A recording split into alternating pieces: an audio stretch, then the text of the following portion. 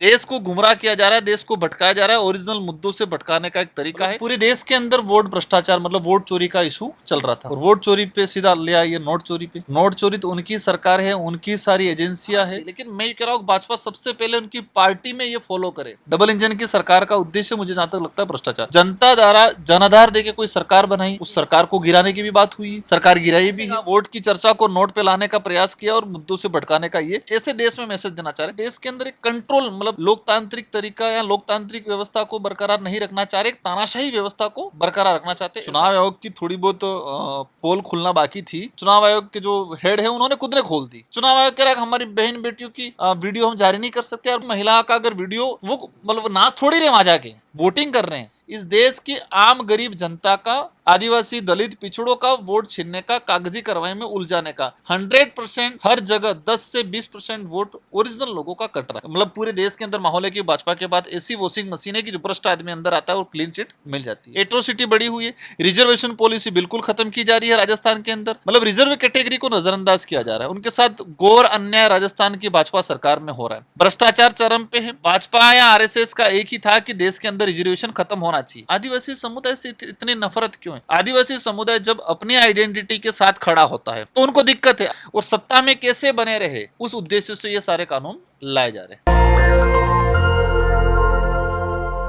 चुनाव आयोग लगातार सवालों के घेरे में था। ये मुद्दा थमने का नाम नहीं ले रहा था। संसद के अंदर एक बिल, धमाकेदार बिल लेकर आने की कोशिश में है मोदी जी और शाह। सोचिए तमाम सांसदों को किस तरीके से ठिकाने लगाने के लिए ये बिल लेके आया जा रहा है। मेरे साथ एक खास मेहमान है, किसी परिचय के मोहताज नहीं है, लेकिन फिर भी बताना चाहूँगी आदिवासी सांसद हैं और कद्दावर नेता है। सड़कों से लेके संसद तक आप इनको दहाड़ते हुए देख सकते हैं। इन्हीं से पूछेंगे कि आखिर इस बिल में अब तो सांसदों के बाद भी सीएम और पीएम भी अब जेल जाने के लिए तैयार हैं। सर क्या कहेंगे जो बिल लेके आया जा रहा है? सीएम पीएम 30 दिन तक अगर जेल रहेंगे, 31वें दिन इस्तीफा देना पड़ेगा। देखो, इस बिल लाने के पीछे एक शायद मतलब देखा जाए तो कई उद्देश्य नजर आते हैं जी। हम ये भी कह सकते हैं कि देश में वर्तमान में वोट पे चर्चा हो रही थी, तो वोट से चर्चा को नोट पे लाने का भी काम किया। एक ये भी हो सकता है कि चर्चा मतलब देश की आम जनता का या विपक्ष का मुद्दा भटकाना भी हो सकता है। मतलब पूरे देश के अंदर वोट भ्रष्टाचार मतलब वोट चोरी का इशू चल रहा था, और वोट चोरी पे सीधा ले आइए नोट चोरी पे। तो नोट चोरी तो उनकी सरकार है, उनकी सारी एजेंसियां है, और किस तरह से देश में जीरो टॉलरेंस की बात कर रही है वर्तमान इंडिया गवर्नमेंट, मतलब भाजपा सरकार के लिए जीरो टॉलरेंस, ये नेशनल लेवल पे भी और स्टेट पे भी सब जगह बात कर रहे हैं। लेकिन हकीकत क्या है ग्राउंड पे ये है कि जब से भाजपा सरकार, हमारे राजस्थान की बात करें, जब से भाजपा सरकार आई है भ्रष्टाचार तेजी से बढ़ा है। डबल इंजन की सरकार का उद्देश्य मुझे जहाँ तक लगता है भ्रष्टाचार। ये बिल लाने का उद्देश्य मुझे जहाँ तक समझ में आता है, जो रीजनल पार्टियाँ हैं अगर वो किसी स्टेट में सत्ता में आती है या उनकी विपक्ष पार्टियाँ हैं सत्ता में आती, तो उनको कैसे डरा जाए। आपने देखा होगा देश के अंदर जो जनता द्वारा जनाधार देके कोई सरकार बनाई, उस सरकार को गिराने की भी बात हुई है, सरकार गिराई भी है, सरकार गिराने के प्रयास भी हुए हैं। इसके बाद पार्टियां तोड़ने के प्रयास हुए हैं। इसके बाद विपक्ष या क्षेत्रीय पार्टी जितनी भी पार्टियां हैं उन पार्टियों ईडी बीडी का सारा वो भी चला है। तो मुझे जहाँ तक लगता है कि ये सारा उसको कानूनी रूप देने का प्रयास किया जा रहा है कि हम किसी क्षेत्रीय पार्टी या विपक्ष पार्टियों को कैसे दबाएं, कैसे उनको अपने कब्जे में रखें। भ्रष्टाचार हो रहा है भाजपा के 10 साल के अंदर, 10-12 साल हो गए, इनके कई स्टेटों में सरकार है। हेमंत बिस्वा शर्मा का बात चल रहा था, इतना बड़ा भ्रष्टाचार का आरोप है, उन पे कार्रवाई क्यों नहीं कर रही है? भाजपा को देश में थोपने से या देश में इस तरह से कानून लाना चाहिए। लेकिन मैं ये कह रहा हूँ भाजपा सबसे पहले उनकी पार्टी में ये फॉलो करे। भाजपा ये फॉलो करे कि भाजपा के अंदर उसी नेता को टिकट दिया जाएगा जो भ्रष्टाचार के मामले में पहले से लिप्त ना हो और उस पर किसी प्रकार के मुकदमे नहीं, उसको डोंट टिकट आ, अपने आप सुधार होगा जी। लेकिन विपक्ष इसका विरोध कर रहा है। क्या इसका तमाम लोग कह रहे हैं कि भ्रष्टाचार जो लिप्त हैं लोग वही विरोध कर रहे हैं। सरकार की किसी भी फैसले का सम्मान तो होना चाहिए। वोट की चर्चा को नोट पे लाने का प्रयास किया और मुद्दों से भटकाने का ये कि भ्रष्टाचार का मतलब ये कि लोगों को इमोशनली खेल रहे हैं कि आप भ्रष्टाचार खत्म करना चाह रहे हो और विपक्ष भ्रष्टाचार के खिलाफ मतलब भ्रष्टाचार को बढ़ावा देने की बात कर रहा है, और हम भ्रष्टाचार को रोकना चाहते हैं और विपक्ष चाहते हैं भ्रष्टाचार को नहीं, भ्रष्टाचार को मतलब उसके प्रोटेक्शन में खड़ा हो रहा है। ऐसे देश में मैसेज देना चाह रहे। आप ये कानून न्यायपालिका है, न्यायपालिका तय करेगी। क्या हुआ अपने झारखंड सीएम का साहब का, सोरेन जी का क्या हुआ? आपने इतने समय तक अंदर डाल रखा, बाद में कोर्ट ने क्लीन चिट दे रही है। कई जगह हुआ, कई मंत्रियों के साथ हुआ। क्या लगता है ये पॉलिटिकल स्टंट है मुझे बीजेपी? जहाँ तक लगता है कि पॉलिटिकल स्टंट है, और एक देश के अंदर एक कंट्रोल, मतलब एक लोकतंत्र को लोकतांत्रिक तरीका या लोकतांत्रिक व्यवस्था को बरकरार नहीं रखना चाह रहे, एक तानाशाही व्यवस्था को बरकरार रखना चाहते, ऐसा आभास क्या मतलब हकीकत है। और ये मैं नहीं, देश की आम जनता के लिए, देश के पब्लिक बोलने शुरू होगी कि भाजपा के बड़े बड़े मंत्री भ्रष्टाचार कर रहे हैं, उसके खिलाफ मुकदमा दर्ज नहीं हो रहा है। वो कह रहे हैं कि भाजपा का भी नेता आएगा, वो भी गलत करेगा, उस पर भी मुकदमा दर्ज होगा, मतलब उस पर भी, उसको भी सदस्यता जाएगी। आप मुकदमा ही दर्ज नहीं कर रहे हो। हमारे राजस्थान के अंदर ट्राइबल मिनिस्ट्री में भ्रष्टाचार हो रहा है, शिकायत कर रहे हैं लोग। जो व्यक्ति मुकदमा दर्ज करना जा रहा है उसके खिलाफ मुकदमा दर्ज हो रहा है। जो व्यक्ति धरने पे बैठ रहा है भ्रष्टाचार के खिलाफ, उसको थाने के अंदर डाला जा रहा है। तो भाजपा के नेताओं पे मुकदमा ही दर्ज नहीं होगा। ये तो आप बदनाम करते हैं। अभी देश की राजधानी में आप तमाम लोग विपक्ष के एकजुट हो गए। चुनाव आयोग कहता है कि इस देश में ना कोई विपक्ष है ना पक्ष है। क्या कहेंगे इस पे? आप चुनाव आयोग को घेर रहे हैं, सरकार को घेर रहे हैं, कहीं तो कोई कम से कम सरकार पे भरोसा नहीं है, एजेंसियों पर तो आप लोगों को भरोसा होना चाहिए। देखो, चुनाव आयोग की थोड़ी बहुत पोल खुलना बाकी थी, वो चुनाव आयोग के जो हेड है उन्होंने खुद ने खोल दी। इन्होंने प्रेस कॉन्फ्रेंस में क्या कहा कि हम कोई भी एफिडेविट देता है तो हम उसको वेरीफाई करके क्लियर करते हैं। उत्तर प्रदेश के बसपा के लोगों ने 18,000 दिया, अखिलेश जी ने 18,000 विद एफिडेविट दिया कि इस व्यक्तियों का वोट काटा गया, उस पर कह रहे हमारे पास नहीं आया। उन्होंने स्पीड पोस्ट किया, स्पीड पोस्ट करने के बाद कुछ लोगों ने हार्ड कॉपी जमा की, मेल भी किया, मतलब 3 रस्तों के थ्रू चुनाव आयोग और चुनाव को हमारे पास नहीं आया। चुनाव आयोग कह रहा है हमारी बहन बेटियों की वीडियो हम जारी नहीं कर सकते। और बहन बेटी किस पर तो आपको खुश होना चाहिए, महिलाओं के सम्मान की बात कर रहा है चुनाव आयोग। महिला का सम्मान, आप आज जिस मेरे पास आए हो, क्या वोट भी ऐसे ही करने जाओगे? आज यहाँ पर अपमानित हमारी किसी महिला का अगर वीडियो, तो वो मतलब नाच थोड़ी रहे, वहाँ जाके वोटिंग कर रहे हैं, मर्यादित मतलब कहे कि एक सभ्य कपड़ों में सभ्य तरीके से संवैधानिक काम कर रहे हैं वहां पर किस तरह की। और चुनाव आयोग खुद कह रहा है दूसरी तरफ कि 44 दिन तक हम दे सकते हैं, 44 दिन देने के बाद नहीं देंगे। तो 44 दिन के अंदर वीडियो जारी कर दोगे तो वहां तो महिलाओं की अपमान नहीं होगा, उनकी बहन बेटियों पे वो चीज़ नहीं होगी। और कह रहे हो अब देंगे तो ये होगा। मतलब कुल मिला के इस देश की आम गरीब जनता का, आदिवासी दलित पिछड़ों का वोट छीनने का, कागजी कार्रवाई में उलझाने का 100% हर जगह 10 से 20% वोट ओरिजिनल लोगों का कट रहा है। चुनाव आयोग कई लोगों को मृतक घोषित कर दिया गया। ये तो घुसपैठियों का कट रहा है, जो आउटसाइडर लोग आकर बिहार में बस गए हैं, उन तमाम लोगों का वोटर लिस्ट से नाम काटा जा रहा है। आप लोग कह रहे हैं कि बिहार के प्रवासियों का कट रहा है। कहाँ से आए? चाइना से आए, भूटान से आए या पाकिस्तान से आए? बॉर्डर पे तो हमारी फोर्स लगी हुई है। और मोदी जी कहते हैं कि परिंदा पार नहीं मार सकता है। एक तरफ दावा करते हैं 56 इंच का सीना है, बॉर्डर पे परिंदा पार नहीं मार सकता है। पाकिस्तान का ड्रोन भी आ रहा है, उसको गिरा रहे, हमको गिराना चाहिए। तो दूसरे देश का व्यक्ति आके अगर यहाँ आ रहा है, कैसे आ रहा है? ये भी सवाल पैदा होता है। मतलब सरकार खुद पे अंगुली उठा रही है। वो खुद कह रही है कि हम कमजोर है बॉर्डर पे, और बॉर्डर से लोग घुस के अंदर आ रहे हैं। ऐसा नहीं है, राजस्थान के अंदर भी कट रहा है, अभी कटेगा, हर स्टेट में कट रहा है। तीसरी बार प्रधानमंत्री ने लाल किले की प्राचीर से भाषण दिया।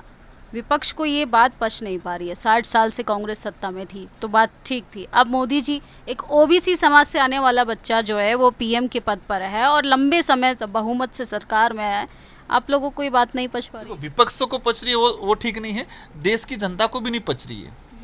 और जो देश की जनता को जो बात नहीं पच रही है वही विपक्ष को नहीं पच रही है। आप स्वतंत्रता दिवस के अवसर पे आप आरएसएस का गुणगान गा रहे हो। वास्तविक देश के फ्रीडम फाइटर, उन लोगों का, उन संगठनों का गुणगान गा रहे हो जिन संगठनों ने अंग्रेजों से पेंशन लिया था, अंग्रेजों की मुखबरी की थी, और वो खुद कह रहे थे, है ना? राष्ट्रवादी संगठन पर आप बड़ा आरोप लगा रहे हैं। हकीकत है, आरोप लगाना है मेरे अकेले के आरोप लगाने से हकीकत, मतलब जो हकीकत, या मैं उसको पक्ष को दर्द दे दूं तो जो हकीकत है वो बदलने वाली नहीं है। सब जानते हैं देश के कि आरएसएस ने देश की आज़ादी के वक्त कहाँ भूमिका निभाई। एक हमें उस दिन मोदी जी उस अपने भाषण में इतना बता देते कि हमारे आरएसएस के इतने संगठन, मतलब आरएसएस के 10 लोग शहीद हुए। देश को आज़ाद कराने में, आरएसएस के इस देश को आज़ाद कराने में लाखों लोगों ने बलिदान दिया है। तो राष्ट्र मजबूत करने में तो आरएसएस का ही हाथ है। हाँ, तो बलिदान का मुझे 10 लोगों की लिस्ट बताओ कि 10 लोगों ने अंग्रेजों से लड़ते हुए या जेल जाते हुए, अंग्रेजों से लड़ते हुए आरएसएस के कितने संगठन के लोग शहीद हुए, कितने लोग जेल गए, ये सूची भी तो देनी चाहिए थी उनको उस दिन। मतलब कुल मिला के मुझे जहाँ तक लगता है कि देश के वास्तविक जो फ्रीडम फाइटर हैं, जिन्होंने देश के लिए अपना बलिदान दिया है, उस इतिहास को खत्म करके एक नया भारत का शुरुआत, नया इतिहास का शुरुआत करना चाह रहे, वो ठीक नहीं है। क्या लगता है आपको इस देश में जो तमाम एजेंसियां, ईडी की बात कर लें, सीबीआई, और अब तो चुनाव आयोग भी सवालों के घेरे में, क्या वाकई में निष्पक्ष जांच नहीं करती, एजेंसियों का सहारा लिया जा रहा है सरकार के द्वारा? देखो, ये दिखती हुई बात है, हर जगह देखा गया है, हर स्टेटों में। मतलब हम ये कह रहे हैं कि भाजपा के मंत्री 100% मांगे दूसरी पार्टी के लोग या हमारे पार्टी विधायक या जो भी हो, मान ले चलो गलत है, भ्रष्टाचार कर रहा है, लेकिन भाजपा के 100% सारे लोग सही हैं। और जिस व्यक्ति के वहाँ ईडी जा रही है और वो भाजपा के आने के बाद क्लीन चिट हो रहा है, कौन सी फैक्ट्री है वो कौन सी मशीन है? मतलब कहते हैं वॉशिंग मशीन मार्केट में, मतलब पूरे देश के अंदर माहौल है कि भाजपा के बाद ऐसी वॉशिंग मशीन है कि जो भ्रष्ट आदमी अंदर आता है और क्लीन चिट मिल जाती है। तो भाजपा के लोगों पे कार्रवाई क्यों नहीं हो रही है? हर स्टेट के अंदर भाजपा के सरकार में कई मंत्रियों द्वारा बड़ा भ्रष्टाचार किया जा रहा है, उस पर कार्रवाई क्यों नहीं हो रही है? वहां पर ईडी का छापा क्यों नहीं पड़ रहा है? तो वहां कुछ नहीं बोलेंगे, वो सिर्फ विपक्ष वाले ही कर रहे हैं गड़बड़। सवाल को ध्यान में रखते हुए तो एक बिल लेके आ रहे हैं, भ्रष्टाचार मुक्त होगा भारत। मतलब कहे कि भाजपा करे तो सब बढ़िया है, कोई दिक्कत नहीं है, दूसरा कुछ हल्की सी भी गलती कर ली, हम उसको भी कहा कार्रवाई होनी चाहिए, नो डाउट। भाजपा के विधायकों पे भाजपा के मंत्रियों पे कार्रवाई क्यों नहीं हो रही? देश को गुमराह किया जा रहा है, देश को भटकाया जा रहा है, ओरिजिनल मुद्दों से भटकाने का एक तरीका है, और सत्ता में कैसे बने रहे उस उद्देश्य से ये सारे कानून लाए जा रहे हैं। आपके संसद में प्रतिपक्ष नेता राहुल गांधी, आप तमाम लोगों को साथ में लेकर सीएम को, गृह मंत्री को और मोदी जी को धमकी दे रहे कि हमारी सरकार आएगी, जेल में डाल दिए जाएंगे। देखो, मैं तो उस बात के पक्षधर भी नहीं हूँ कि कहे कि बदले की भावना की पॉलिटिक्स नहीं होनी चाहिए। सरकार अगर इंडिया गठबंधन की बनती है या कांग्रेस की भी बनती है तो देश भावना पूर्ण तरीके से या बदले की भावना से पॉलिटिक्स। हाँ, मोदी जी ने गलत किया है, कोई बड़ा मामला है तो ठीक है करे, लेकिन नहीं हमको आनंद पान मतलब साम दाम दंड भेद सब अपनाते हुए जो विरोध में था सबको अंदर करना, वो उस बात के पक्षधर हम भी नहीं। हाँ, जो गलत है उस पर कार्रवाई होगी। हाँ, राजस्थान में क्या चेंजेस आए हैं, या अभी भी एट्रोसिटी आदिवासियों पर, दलितों पर, पिछड़ों पर वैसी ही है? राजस्थान में सत्ता परिवर्तन का हर बार दौर चलता रहता है, परिपाटी बनी हुई है, लेकिन यह हकीकत देखा गया कि पहले भी भाजपा की सरकार रही, उस समय इतना भ्रष्टाचार या इतना एट्रोसिटी नहीं होता था, इतना आदिवासियों पे शोषण नहीं होता था, दलित पिछड़ों पे शोषण नहीं होता था जितना आज हो रहा है। एट्रोसिटी बढ़ी हुई है, रिजर्वेशन पॉलिसी बिल्कुल खत्म की जा रही है राजस्थान के अंदर, मतलब रिजर्व कैटेगरी को नजरअंदाज किया जा रहा है, उनके साथ घोर अन्याय राजस्थान की भाजपा सरकार में हो रहा है, भ्रष्टाचार चरम पे है। डेवलप की बात करें तो पिछले 2 सालों के अंदर राजस्थान सरकार ने ऐसा कोई काम नहीं किया है जो युवाओं को संतुष्टि प्रदान करे, या रोजगार की बात करो या फिर शिक्षा की बात करो या किसी भी एजुकेशन है या हेल्थ, किसी भी मतलब फील्ड में कोई ऐसी पॉलिसी वर्तमान सरकार, पिछली सरकार की जो अच्छी जो स्कीमें थी उनको बंद करने का काम किया, उल्टा या नाम बदलने का काम किया। आप कह रहे हैं नाम बदल दिया, पॉलिसी फेल हो रही है सरकार की, तो फिर देश के प्रधानमंत्री तीसरी बार कैसे सत्ता में आ जाते हैं? बहुमत से सरकार बना रहे हैं, चारों तरफ आप कोई भी चैनल उठा के देख लीजिए, मोदी जी का जलवा है। बेचारे चैनल वालों की भी मजबूरी है, कई चैनल वाले भी डरते हैं, हो सकता है आप डरते हो नहीं डरते हो इसमें मुझे नहीं पता, लेकिन मैं किसी पर्टिकुलर पे मतलब कहे कि सवाल नहीं कर रहा हूँ, उस पर कोई किसी पे आक्षेप नहीं लगा रहा हूँ, लेकिन हकीकत है डरते हैं। आज देखना मीडिया का रुख धीरे धीरे बदलता जा रहा है। देश के अंदर विकास के नाम या देश की ज़रूरतों के हिसाब से या राष्ट्र के नाम कम चुनाव लड़ते हुए धर्म के नाम पे चुनाव लड़ा गया। देश के अंदर धार्मिक आधार पे धर्म के नाम पे चुनाव लड़के सत्ता में वर्तमान में एनडीए की सरकार बनी हुई है। धर्म अपनी जगह है, कहते हैं कि हम धर्म की रक्षा करेंगे, धर्म तो आपकी रक्षा करेगा, धर्म इंसानों की रक्षा, इंसानियत की रक्षा करने के लिए होता है, न कि इंसान धर्म की रक्षा करेगा। धर्म प्रेम भावना दया करुणा का एक आधार या एक कहे कि भावनात्मक जुड़ाव था, लेकिन अभी नफरत का, सत्ता में बैठे रहने का, झूठ का, फरेब का आधार बना दिया है और उसको एक साधन बना लिया है। मतलब धर्म को जितना बीजेपी ने मजबूत किया, मुझे नहीं लगता किसी पार्टी ने किया होगा। अब देखिए कोई भी भावना आहत होती है तो तुरंत कार्रवाई भी होती है उस पर, यह बीजेपी के शासनकाल में हो रहा है। धर्म कोई साधन नहीं है कि मजबूत किया है, और धर्म कोई बीजेपी के आने से पहले क्या हिंदुत्व या अन्य धर्म नहीं थे? उस समय भी थे। आज तो ये है कि बीजेपी मतलब सॉरी हिंदुत्व मतलब ओनली बीजेपी, मतलब ऐसा से कर रहे हैं कि आप बीजेपी में हो तो आप हिंदू हो, आप बीजेपी में नहीं हो नहीं हो। मतलब ये एक पेटेंट किया गया है। अगर सच में राम मंदिर के नाम पे पूरे देश में चुनाव हुए, एक ही नारा लगाया जो राम को लाए हैं हम उनको लाएंगे, तो अयोध्या में क्यों हारे? वहां के तो ब्राह्मण कम्युनिटी ने भी वोट नहीं दिया, इसलिए नहीं दिया गया कि जो वहां के लोगों का, स्थानीय लोगों का कहना क्या हुआ कि राम ये नहीं कह के गए थे कि हमारा आशियाना उजाड़ोगे, राम ये नहीं कह के गए थे कि हमारा छोटा मोटा धंधा है 100 लोगों का धंधा उजाड़ के एक बड़े व्यापारी को ले आओगे, ये राम नहीं कह के गए थे। ये वहां के व्यापारियों का कहना है। वहां का ब्राह्मण कम्युनिटी के लोगों ने, जैन कम्युनिटी, किसी भी वर्ग के लोगों ने बीजेपी को वोट इतना नहीं दिया, और इसीलिए जहां पर राम मंदिर बनाया, जिस पूरे देश में राम मंदिर के नाम पर चुनाव हुए और वहीं पर बीजेपी हारी, इसको भी समझना पड़ेगा हमें। क्या लगता है, सही में जनता और विपक्ष नाराज है मोदी जी से, या सिर्फ हवा आप लोगों ने एक ट्रेंड चलाया हुआ? हकीकत है, कुछ ये होता है कि सत्ता में आने के लिए विपक्ष की हमेशा भूमिका रहती है कि सत्ता पक्षों को घेरता रहता है, लेकिन नहीं घेरे तो भी हकीकत है कि गलत हो रहा है। हम तो यही चाहते हैं, आज देश के माननीय प्रधानमंत्री जी, सम्मान करते हैं इनका हम, ठीक है, हम चाहते हैं कि इनके नेतृत्व में देश सही दिशा में जाए, लेकिन नहीं जा रहा है। देश में कहे कि भ्रष्टाचार चरम पे है, जातिवाद चरम पे है, धर्म के आधार पे लोगों को आपस में भिड़ाया बहुत खतरनाक तरीके से जा रहा है, और लिमिटेड उद्योगपतियों को आदिवासी इलाके की जमीनों को दिया जा रहा है। आदिवासी समुदाय मतलब कहे कि देश में जो आदिवासी दलित पिछड़ों के लिए जो कानून बने हुए थे, पैसा एक्ट भाजपा सरकार में 0 हो गया, फॉरेस्ट राइट एक्ट भाजपा सरकार में 0 हो गया, सूचना का अधिकार अधिनियम भाजपा सरकार में 0 हो गया, रोजगार गारंटी कानून जो देश की आम गरीब जनता को जो रोजगार उपलब्ध करा रहा था उसको धीरे विलुप्त कर रहे हैं, मतलब खत्म कर रहे हैं धीरे धीरे, मतलब उसको इस तरीके से बनाया जा रहा है। आरक्षण विरोधी नीतियां थी, लेकिन निजीकरण लाके आरक्षण अपने आप, भाजपा या आरएसएस का एक ही था कि देश के अंदर रिजर्वेशन खत्म होना चाहिए। भाजपा के कई मंत्रियों के बयान रहे, उनको लगा रिजर्वेशन खत्म करेंगे तो इशू बनेगा। उनका उद्देश्य ये है कि रिजर्वेशन को ऐसा पंगु बना दो कि वो रहे तो भी मतलब नहीं है, ना नहीं रहे तो भी मतलब नहीं है। निजीकरण के आधार पे सीटें भरी जा रही है, पार्लियामेंट के अंदर स्टाफ निजीकरण पे लगाया जा रहा है, हर डिपार्टमेंट में निजीकरण के आधार पे, और निजीकरण में रिजर्वेशन पॉलिसी, मतलब आदिवासी दलित पिछड़ों को नजरअंदाज करने के लिए उन्होंने निजीकरण को बढ़ावा दिया है। एक आरक्षण को खत्म करने की एक शानदार उनकी नीति है जो दलित पिछड़ों के साथ अन्याय है। जी, आप राजस्थान में बीजेपी की सरकार है, आप बाप पार्टी से आते हैं, तो कैसे चैलेंजेस आते हैं आपके सामने? कि क्या आपको काम करने में कोई बाधा आती है? और ऊपर से आप ट्राइबल समुदाय से भी आते हैं। देखो, जब से राजस्थान के अंदर भाजपा की सरकार आई, आदिवासी इतिहास, आदिवासी संस्कृति पे कुठाराघात किया उन्होंने, पाठ्यक्रम से हटाने का काम किया। आज विश्व आदिवासी दिवस मनाया गया पूरे देश के अंदर। आज पूरे देश के अंदर 14-15 करोड़ के आसपास रिकॉर्डली आज की तारीख में ट्राइबल है, लेकिन विश्व आदिवासी दिवस की शुभकामनाएं नहीं दी गई। भाजपा कहती है कि हमने राष्ट्रपति बना दिया आदिवासी समुदाय से, लेकिन राष्ट्रपति महोदय भी विश्व आदिवासी दिवस की शुभकामना नहीं दी गई। सीएम साहब ने नहीं दी गई, प्रधानमंत्री जी ने नहीं दी।